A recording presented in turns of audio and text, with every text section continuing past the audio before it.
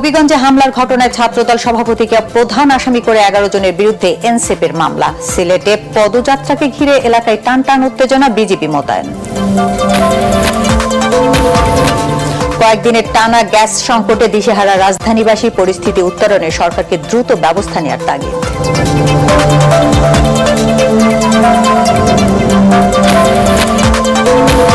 নির্মাণের 3 বছরেই মানিকগঞ্জের 10 তলা সরকারি ভবনের বিভিন্ন স্থানে ফাটল, আতঙ্কে কর্মকর্তা কর্মচারী ও সেবা প্রত্যাশীরা।